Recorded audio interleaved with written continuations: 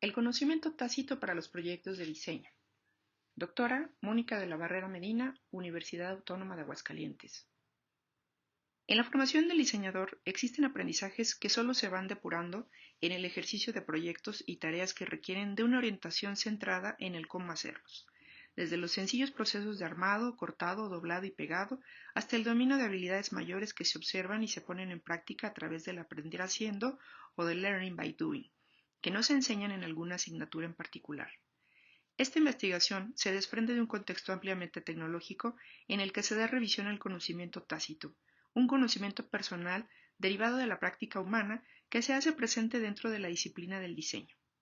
La propuesta identifica, recupera conocimientos provenientes de profesores y alumnos. Está centrado en un estudio descriptivo, cualitativo y cuasi experimental en el que la experiencia en el manejo de materiales y herramientas se comparte con diversos testimonios para considerar la importancia del quehacer manual, del trabajo colaborativo y de la especificación de aspectos como la calidad. Frente a la presencia de la tecnología cada vez más asidua en los planes curriculares de los programas de diseño, predomina una transición del quehacer manual al digital, pues tanto en los talleres como en las materias prácticas de diseño, las habilidades para ejecutar tareas en las que se desarrollaban distintas competencias, ahora en su mayoría, han pasado al plano digital. La computadora, como herramienta de trabajo, ha favorecido algunas prácticas, lo mismo el manejo de software, que da lugar a la visualización de resultados inmediatos para la maquetación. Prueba de ello son los mock-ups o montajes digitales, en los que la simulación real de objetos, envases, edificaciones, productos editoriales e incluso indumentaria, por mencionar algunos prototipos de diseño, se hacen visibles en distintas dimensiones, mostrando propuestas de diseño que incluso muchos profesionales han usado para acrecentar sus portafolios de trabajo, ya que emulan una gran diversidad de proyectos realizados y aparentan una amplia trayectoria de trabajo, gracias a la perfección de los fotomontajes. Sin embargo, y visto desde los espacios educativos de las universidades, al solicitarle al alumno resultados palpables, no digitales, aquello con lo que han realizado manualmente sus entregas finales, se han encontrado diversos problemas que quizás tengan un origen en el no haber desarrollado ciertas habilidades manuales básicas al inicio o incluso en el transcurso de sus estudios. Por ello, se volvió fundamental saber si otros profesores coincidían con la premisa de que los alumnos ya no están dominando el trabajo manual, de que existe un detrimento en la realización de prototipos tangibles, no digitales, y de que se ha venido debilitando la calidad en los trabajos. Aprendizaje y conocimiento. Principalmente en textos acerca de la innovación podemos encontrar referencias al trabajo de Nonaka y Takeuchi, resaltando aspectos de aprendizaje y conocimiento, en los que el conocimiento se revisa detalladamente como uno de los principales recursos para obtener ventajas en las organizaciones, sobre todo enfocados en distinguir la adaptación e innovación que acontece en estos espacios. Nonaka, en una teoría dinámica de la creación de conocimiento organizacional, expone conceptos básicos de su modelo, destacando los dos tipos de conocimiento, el tácito y el explícito. El explícito es el conocimiento que puede ser escrito y transferido con relativa facilidad de una persona a otra. Se encuentra documentado, es formal y sistemático, por lo que se puede compartir y comunicar fácilmente, como ocurre con las especificaciones de un producto o mediante fórmulas científicas, mientras que el conocimiento tácito surge en buena parte por la experiencia, por el saber cómo hacer algo o el know-how, que es el conocimiento que posee un experto, aquel conocimiento personal que tras años de práctica éste ha adquirido y sabe hacer por sí mismo, aunque sea difícil de comunicar o transferir a otros. Roger Schank, pionero en el campo de la inteligencia artificial y la psicología cognitiva, argumenta que el aprendizaje ocurre cuando alguien quiere aprender, no cuando alguien quiere enseñar, resaltando que existe una brecha muy amplia entre el aprendizaje que ofrecen los centros educativos y lo que él denomina el aprendizaje natural, que llevan a cabo tanto el ser humano como los animales al hacer cosas, pues como lo expone, nadie aprende a patinar o a montar en bicicleta leyendo un libro, sino efectuando dichas acciones y, por supuesto, cayéndose. El fallo o el error es una clave del aprendizaje natural, de acuerdo a Shang. Así, el saber hacer es fundamental y las escuelas juegan un papel importante en este sentido. La complejidad se manifiesta prácticamente entre el cómo enseñamos y el cómo aprendemos. Manipular un cúter como un instrumento básico de diseño significa aplicar el know-how, aquello que se sabe hacer a través de la práctica, que poco a poco se va depurando con el tiempo y que permite ejecutar acciones de forma muy simple. Se enseña, pero cada uno obtendrá diversas habilidades que permitirán asimilar como simple o complejo. De la Barrera asegura que el trabajo de oficio, sobre todo en el caso del diseño gráfico, es una forma de conocimiento y de establecer relaciones, pues se requiere de la interacción directa para aprenderlo, experimentarlo y ejercerlo, con cierta demanda de tiempo y una formación orientada a practicarlo en el ejercicio continuo y sobre todo de acuerdo con la habilidad que la persona tenga en determinada actividad. Nonaka plantea 4 etapas de la creación del conocimiento que en una suerte de espiral, el diálogo y la práctica permiten construir progresivamente la socialización, la externalización, la combinación y la internalización. La socialización, tácito a tácito, es la etapa que se centra en la experiencia individual, en todo aquello que ha sido adquirido por la experiencia, por la práctica, imitando y realizando tareas para ejercitarla. Así el conocimiento permanece en la mente de los participantes. La externalización, de tácito a explícito, surge cuando las personas comparten sus saberes por medio del diálogo, así como el conocimiento se va exteriorizando, pudiendo ser fácilmente almacenado. La combinación explícito a explícito permite combinar diferentes conocimientos, se da por intercambio entre los individuos. Y finalmente, la interiorización, explícito a tácito, se integra en las experiencias individuales. Se busca la conversión del conocimiento explícito a tácito y por tanto se liga fuertemente al learning by doing, al aprender haciendo de acuerdo a Ashim, donde es fundamental que las experiencias adquiridas del grupo sean retomadas a través de la creación de relaciones de trabajo, reuniones, comunidades de práctica, incluso mediante la observación en talleres o seminarios, en este caso por alumnos en las clases que emulan el trabajo de maestros para que más tarde ellos mismos puedan replantear su propio conocimiento puesto en práctica. ¿Cómo se hacen las cosas? Parece sencillo considerar que todos podemos realizar cualquier tarea, pero ninguno de nosotros escribe el cómo ha aprendido a hacerla. Por ejemplo, tanto a los alumnos como a los maestros se les preguntó cómo fue que aprendieron a cortar con el cúter, y gracias a sus respuestas se logró saber que muchos de ellos no comenzaron a trabajar con un instrumento de corte como con el cúter en la universidad. De hecho, algunos recordaron que desde la primaria habían tenido en sus manos la oportunidad de cortar o marcar algún papel. Al usar el cúter, muchos ya habían experimentado cortarse o bien cortar una mesa, un mantel o diversos objetos, porque no tuvieron en ese momento el conocimiento de las diferentes tablas especiales para corte, ni de los diversos tipos de navajas o cúters. Es decir, un instrumento de uso común para el trabajo de diseño no se enseña a usar en las clases de diseño, pues la mayoría de los maestros entrevistados consideraban que los alumnos ya deberían tener experiencia de trabajar con muchos de los materiales solicitados. Sin embargo, se descubrió que muchos de los estudiantes ni siquiera sabían cómo podían cortar la navaja de acuerdo al extremo contrario de su instrumento, y fue a través de que se observaron las diversas asimilaciones el uso correcto de la herramienta. Entonces, mediante la observación, comenzamos a descubrir diversos aspectos desconocidos que se dieron hasta entonces. Por ejemplo, en las sesiones de ejercicio se colocaron materiales y herramientas sobre mesas, poniendo a disposición de los alumnos una gran variedad de pegamentos, papeles y diferentes materiales, tanto navajas como cúteres, para que ellos pudieran observar y dar seguimiento desde la elección de los instrumentos. Se notó que para el corte de papel o de cartón usaron la misma navaja del cúter y algunos manipularon la navaja del exacto para cortar distintos formatos, desconociendo el uso de todas las puntas para corte. Esto permitió entrever que muchos de los materiales disponibles no eran para todos conocidos y que en algunos, en las sesiones de ejercicios, era la primera vez que tenían tanta variedad como tener exactos con puntas de cerámica. Sennett argumenta que el conocimiento se obtiene en la mano a través del tacto y el movimiento, pero con la imaginación se comienza la exploración del lenguaje que intenta dirigir y orientar la habilidad corporal.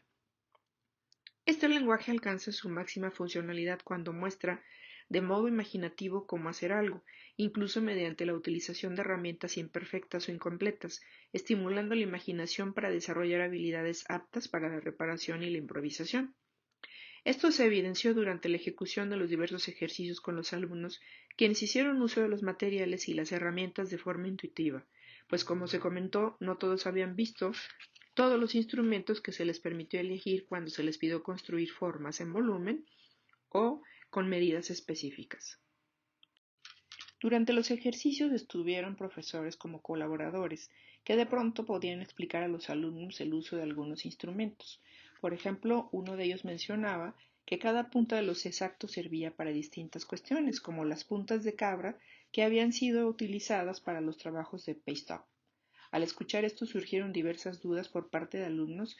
puesto que algunos no conocían la realización de originales mecánicos y el pegado a detalle de textos o imágenes en papel que se usaban para componer páginas en diseño editorial, es decir, habilidades que ya no se practican en la actualidad y que por consecuencia ya no son parte de las destrezas de muchos diseñadores. Por eso vale la pena precisar que, de acuerdo a fuentes, el paste-up era también aquella persona de oficio encargada de todos los montajes, tipografías y fotocopias o copias para la realización de un original mecánico. En la imagen puede verse parte de esta técnica con la colocación de una letra recortada como parte de la portada del libro Paste-Up and Mechanical Paste-Ups de Dimony Meyer, que precisamente era un manual sobre la preparación de las obras para la impresión de las artes gráficas, el cual explicaba el uso de las herramientas básicas, las técnicas, procedimientos de pegado y corrección de pruebas tipográficas. Es decir, mostraba también el uso de herramientas y las técnicas que en la actualidad están en desuso.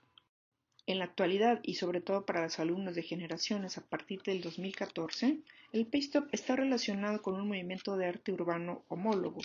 una de las técnicas de arte callejero en el que se pegan carteles adheribles y se generan collages con graffiti en bardas de las calles. Digamos que partiendo del principio del proceso artesanal usado para el trabajo de diseño editorial en los años 80, pero ahora de gran formato en paredes, componiendo imágenes y textos.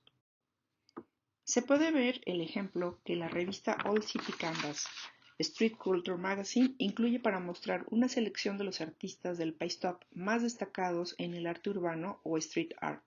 Con esto también damos cuenta de la importancia de la temporalidad, pues algunos profesores han experimentado otros conocimientos durante sus estudios, principalmente durante los años 80 y 90, aprendiendo a diseñar en otro tipo de talleres y con otra clase de quehaceres, que por lo menos en los inicios del diseño como profesión eran realizados mayormente de forma manual, con montaje, recorte y transferencia de letras adheribles a sus proyectos y que por supuesto en la actualidad han sido sustituidos mayormente por la preponderancia del enfoque digital, por lo que muchas prácticas ya no se realizan.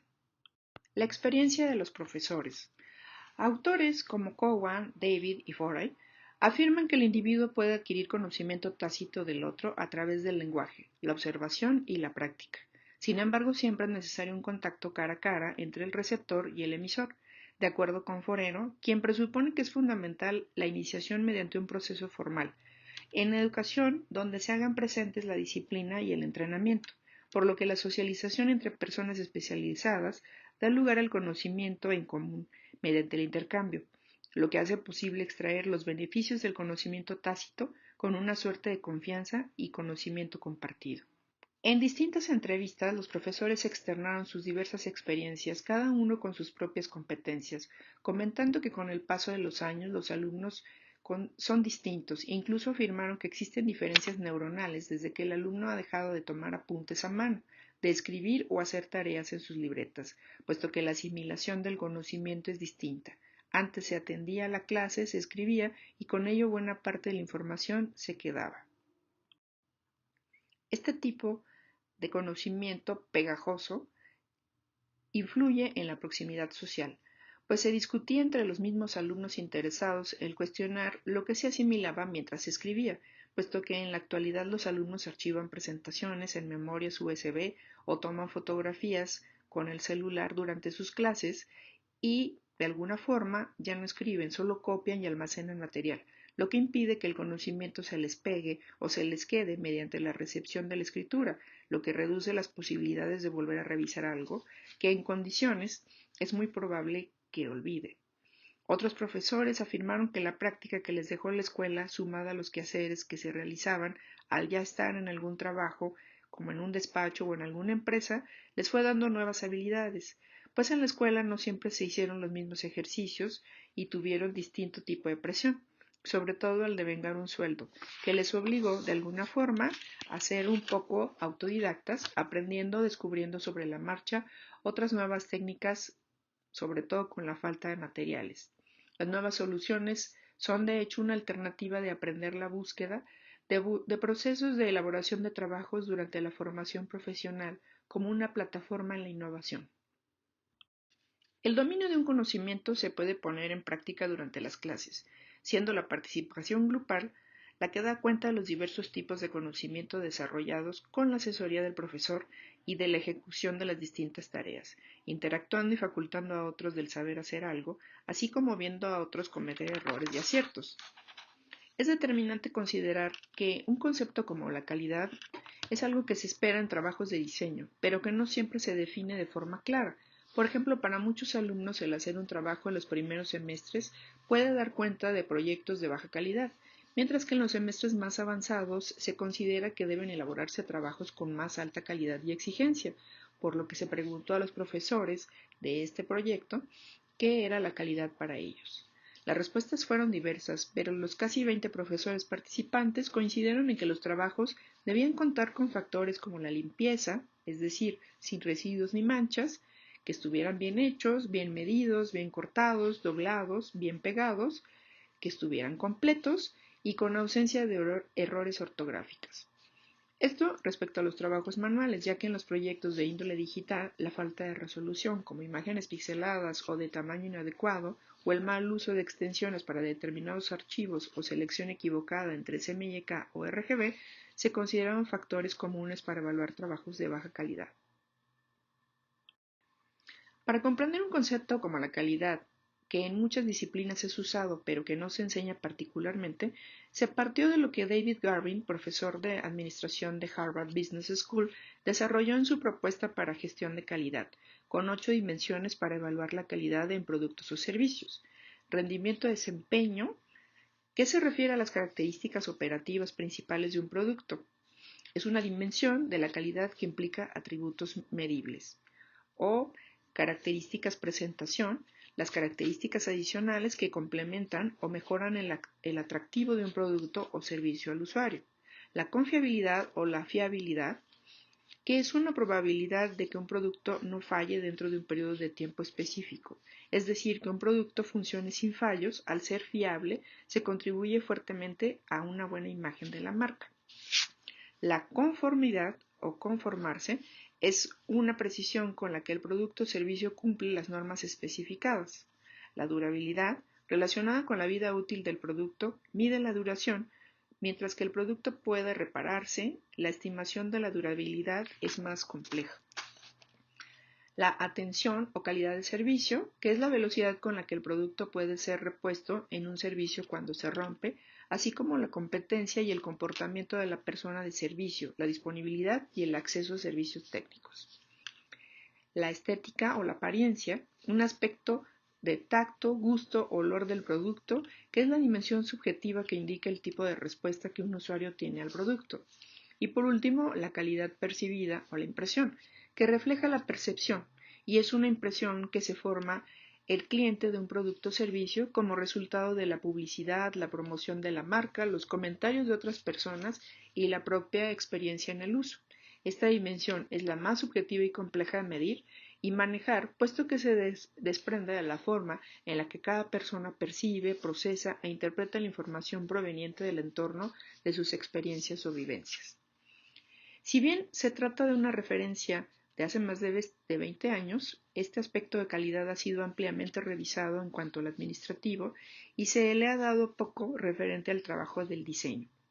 Aunque sabemos que la calidad en este sentido está relacionada con los aspectos positivos o de beneficio en el producto o servicio, en el caso de diseño la calidad tiene un gran significado y no es una, sino que son varias las dimensiones a cubrir, como lo vimos en las respuestas de los profesores. Por ello se consideraron aquellas respuestas que explicaron claramente lo que para ellos este concepto debía incluir. De acuerdo a Garvin, debe identificarse las diferencias que realmente hacen una distinción. destacando un producto libre de defectos, así como el cumplimiento y la superación de las expectativas que de ese trabajo se tienen.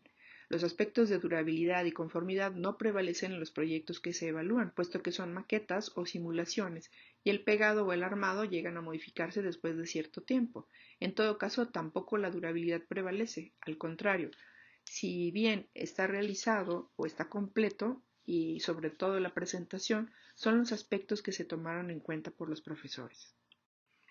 Vale la pena estar cercanos a los resultados. Los profesores indicaron que el porcentaje de calidad sobre los trabajos fue muy importante, ya que les permitió distinguirlos del resto. 3 de ellos estuvieron de acuerdo en que en ocasiones, al recibir más de 20 trabajos, su primera organización consistió en separar el bueno, el malo y el regular, revisando su apariencia a simple vista, para más tarde ver a detalle si su organización era la adecuada o se cubría con todos los requisitos solicitados. Es decir, que prácticamente el primer filtro fue visual, pero también táctil, ya que detectaron los defectos de lechura del proyecto recibido, si daba una idea de cómo ordenar y clasificar algo que les permitía evaluar. En este sentido, los alumnos comentaron que este trabajo fue evaluado con frecuencia de forma subjetiva por los profesores, estimando que en muchos casos sus gustos o preferencias eran bastante inherentes a esta evaluación, y es posible que así sea, y no precisamente en el aspecto de calidad, sino el de la elección de un determinado proyecto, identificando que también las percepciones de cada individuo para comparar una cosa con otra pueden ser diversas, ya sea por su cultura visual como evaluadores o por factores estéticos que por supuesto también conllevan un aspecto de sensibilidad. Al ser así, es entendible que un concepto como la calidad pueda tener tantas variantes como el perfil del profesor y el contenido de una materia, pero es preciso que se esclarezca prácticamente desde la primera evaluación del profesor los alcances de calidad en la solicitud del proyecto para que las metas sean objetivas y los alumnos puedan conocer de forma clara lo que se opera para que se les asigne una evaluación y calificación. Se hace indispensable conectar el conocimiento. En este caso, las universidades como espacios de trabajo y de quehacer son fundamentales no solo para la observación y el seguimiento del listado de objetivos de un programa educativo, sino también por la presencia del maestro como guía para ejecutar frente a los alumnos diversas tareas simples, como la simple actividad de doblar o trazar, ya que cada una de sus acciones permite a los alumnos aprender, al igual que la convergencia, con sus compañeros para aprender a hacer las cosas. La sociabilización para compartir experiencias es fundamental, pues es un proceso de conocimiento también que va de la mano con la forma en la que se evalúan los proyectos, pues los miembros de un grupo intentan mejorar algo que han hecho, ya sea examinando o contraponiendo algunas de sus ideas, porque una vez que aprenden a hacer algo también proponen distintas formas de llegar a un resultado. Los alumnos coincidieron en que si desde los primeros semestres se tuviera una materia o algunos talleres en los que les ayudaran a realizar por lo menos un prototipo guiado, sin presión y que no se tomara como parte de su calificación, obtendrían mejoras a favor de su calidad. Y en el mismo sentido, mejorarían sus trabajos si conocieran una forma muy concreta del concepto calidad que cada uno de los profesores espera. Una de las alternativas sugeridas por los alumnos y secundada por los maestros ha sido el grabar videos a modo de testimonio de cómo se hacen distintos quehaceres, ya que lo visual facilita el aprendizaje de conocimientos y así, aunque no podamos estar presentes en determinado momento, podemos al menos intentar compartir lo que sabemos hacer gracias a la memoria de aparatos digitales que ayudan en el registro como parte de la experiencia, intentando estimular el aprendizaje. La tecnología nos ofrece oportunidades de aprendizaje con herramientas que nos permiten simular, pero el aprendizaje ocurrirá solo cuando los alumnos estén interesados en aprender, impulsados por las metas que quieren alcanzar. Finalmente, algunas recomendaciones derivadas es motivar a que los estudiantes hagan el trabajo manual, practiquen con diversas herramientas en ejercicios y posteriormente acercar a los alumnos a realización de proyectos reales en los que su motivación esté expuesta por la selección o elección de un cliente real que esté dispuesto a enriquecer con sus conocimientos los proyectos profesionales de los alumnos, no solo mejorando su portafolio de trabajo, sino en el intento de acrecentar su capacidad crítica, resolviendo propuestas de excelencia que cumplan con lo que se promete, es decir, no solo con las expectativas que se han generado digitalmente cuando se hace un mock-up, sino al realizarlas y entregarlas tangiblemente. Para los profesores, la recomendación es documentar su trabajo, grabarse para la realización de actividades que consideren fundamentales para el aprendizaje de sus alumnos, incluso mostrar técnicas que ellos han venido desarrollando con su experiencia en el intento de que su conocimiento no se pierda y que al menos puedan compartirse a través de los medios digitales. El conocimiento tácito para los proyectos de diseño, Universidad Autónoma de Aguascalientes, doctora Mónica de la Barrera Medina.